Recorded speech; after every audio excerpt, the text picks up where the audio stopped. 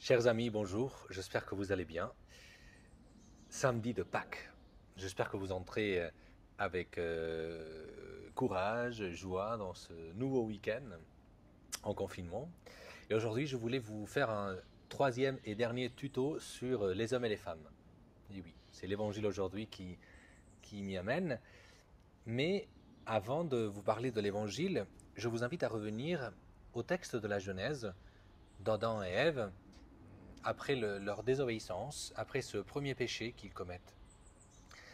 Parce que nous savons bien que même si les hommes et les femmes donnent la vie, même si les hommes et les femmes travaillent, le péché d'Adam et Ève va les blesser précisément dans ce qui est plus propre à chacun d'eux.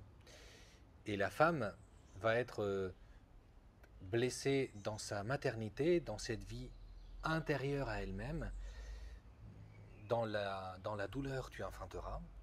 Et l'homme, par ce péché, va être blessé dans ce qui est plus propre à sa masculinité, dans son extériorité. Dans la douleur, tu te nourriras. C'est le même mot, dans la douleur, pour les deux, mais pour la femme, c'est pour sa maternité, et pour l'homme, pour son travail, pour l'intériorité, pour l'extériorité.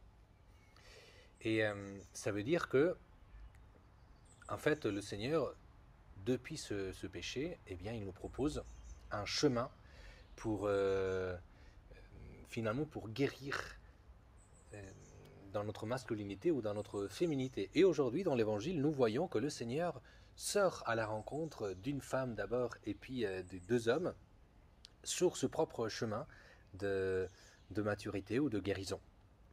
Pour la femme, nous le voyons, il va confier à Marie-Madeleine un secret, puisque les femmes aiment beaucoup les secrets, et il va lui donner d'être la première femme qui va connaître la nouvelle de la résurrection, et il va lui demander de transmettre cela, et pour ainsi dire, d'enfanter le Christ ressuscité dans la foi des disciples.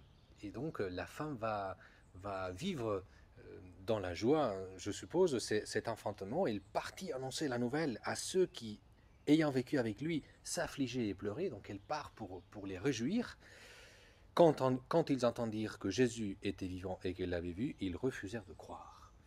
Et donc, en fait, Jésus va amener Marie-Madeleine à souffrir encore davantage, parce qu'elle ne va pas arriver à enfanter le Christ ressuscité dans les disciples.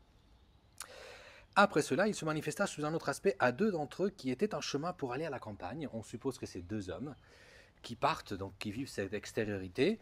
Et c'est sur cette extériorité, sur ce chemin, que le Christ sort à leur rencontre. Ceux-ci revinrent l'annoncer aux autres qui ne les crurent pas non plus. Donc les hommes, ils vont être encore plus blessés. Nous avons vécu une aventure avec le Christ, nous sommes partis sur la route, nous l'avons rencontré. Il nous a dit de vous le dire et vous ne nous croyez pas.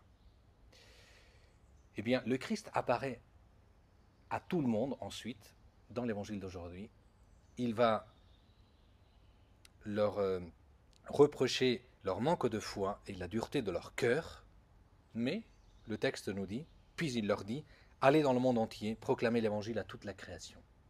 Et c'est très beau de voir que le Christ ne s'arrête pas sur ce que les hommes font de mal, sur comment ils se blessent les uns les autres, mais il leur reproche leur incrédulité, oui, mais il leur donne tout de suite une mission, il leur fait tout de suite confiance.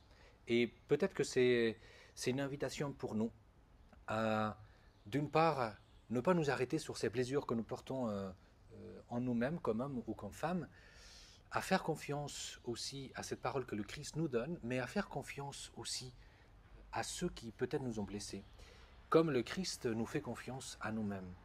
Eh bien, gardons cette parole de Jésus, allez dans le monde entier, proclamez l'évangile à toute la création.